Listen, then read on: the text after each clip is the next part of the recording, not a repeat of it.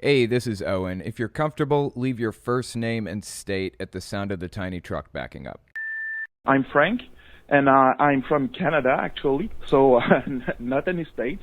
And I was wondering, what would be your take on non-Christian religion? Because you talk a lot about sects and cults and Christian things generally. So, what do you think about Islam or Buddhism or Hinduism? So, yeah.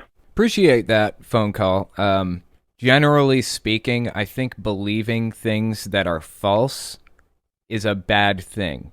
It's preferable to only believe true things and to believe as few false things as possible.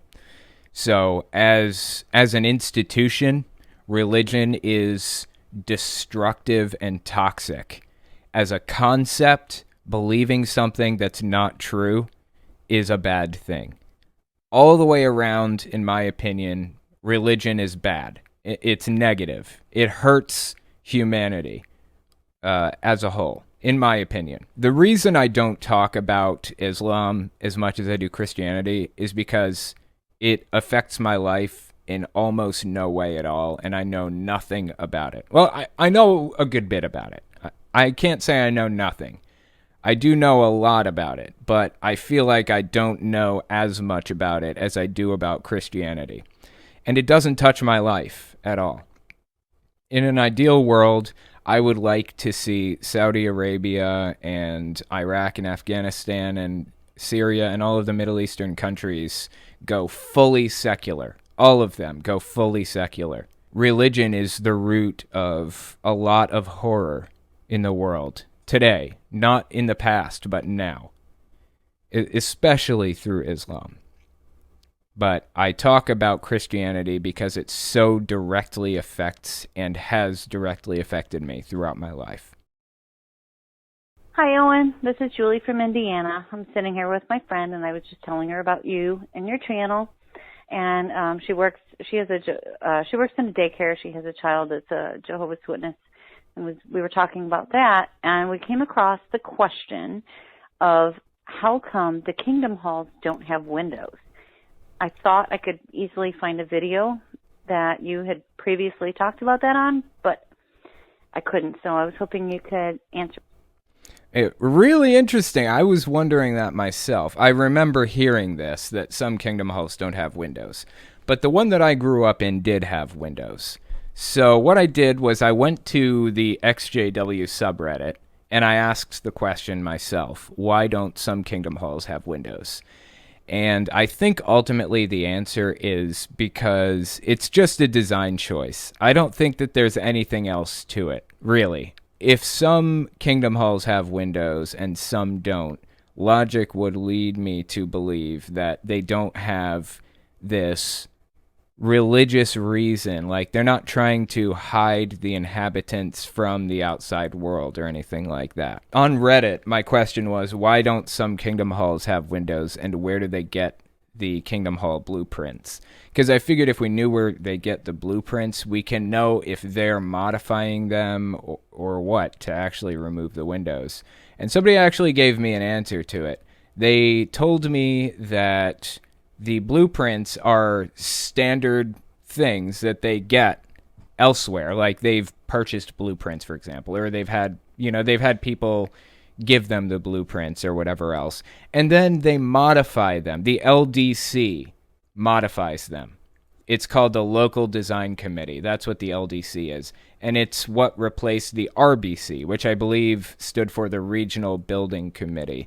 It's the group of people who kind of control what is built and what blueprints they use and things like that. So anyways, Jehovah's Witnesses do all of the building themselves through this thing they call the quick build, where they put up an entire fucking Kingdom Hall in like a week or a weekend. I guess sometimes they modify the blueprints to have no windows. Sometimes they modify them to accommodate the geography that they're putting the building down on. And sometimes I suppose that means they remove the windows. if I had to put a religious reason to it, I would probably say that they're removing windows so that, like, during the Great Tribulation, the police can't, like, look in and bust through the windows and, you know, throw grenades in and spot the Jehovah's Witnesses through the windows or whatever else. I don't think that that's why they do it, though. I think it's just a coincidence, honestly. Nobody knows for sure. The vaccine isn't a conspiracy theory, you fucking moron. You need to wake up and see what's true. And the pastor was right for saying what he said. You're a jackass, motherfucker. Oh, okay. I actually forgot I downloaded that one. I downloaded that one and I was going to just play it and laugh at it and then play another, but I guess I forgot to download another one in addition to that. So I guess I just have to react to that one. Based on when the voicemail came in, I'm assuming that the pastor to whom they were referring was Rick Wiles, because last week I talked about Rick Wiles, you know, talking shit about the vaccine and everything. And now this person is saying the pastor was right, and I'm a jackass and a motherfucker. I disagree. I simply disagree, good sir. The science disagrees with you on this. I was talking about a conspiracy theorist last week who is obsessed with the idea that the vaccine is killing people and all of this other shit and fear-mongering about it, and now he has COVID because he refused to get the vaccine and refused to be careful. And his entire fucking family got it too. I'm having trouble feeling pity for the guy after what he did. And the fact that you're calling in and defending that guy, that's fucking bizarre to me, dude. Like, where are you in life that you subscribe to this bizarre fucking conspiracy theory? Anyways, thank you for the voicemail. I appreciate that. Glad I have somebody to keep me in check and keep me humble. Call in. Number is 1-800-701-8573 if you have a voicemail for me. Keep it under 30 seconds if you can, because I can't play voicemails that are longer than that. They would be too long for the podcast. Bellamy Dows. Trump is 75 now. He'll be 78 in 2024 and 82 in 2028. Definitely too old to run again, in my opinion, but it's Trump. He turns on a dime. That's true. You're right. That is true. And he's a billionaire, which means he has the money to have the best health care. He has the money to take care of himself and live the longest if he wants. Now, is he going to actually take care of himself and live forever? Probably not, but still, he has the ability to. And yeah, I think you're right. The guy will probably continue trying to run and trying to be president until the day he dies. That's my guess. Giuni the Apostate. Trump and his followers have completely lost it, and I don't think he'll be president again, only in imaginary land. You don't think? I don't know. I think there's a distinct possibility he may be in 2024.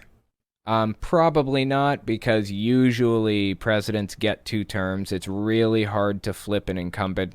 It's really hard to flip an incumbent, not just for presidents, but like an incumbent senator, House member, anything at all. It's really hard to flip incumbents. So Biden has the best chance of winning. But I don't know. We'll see. We'll see what happens.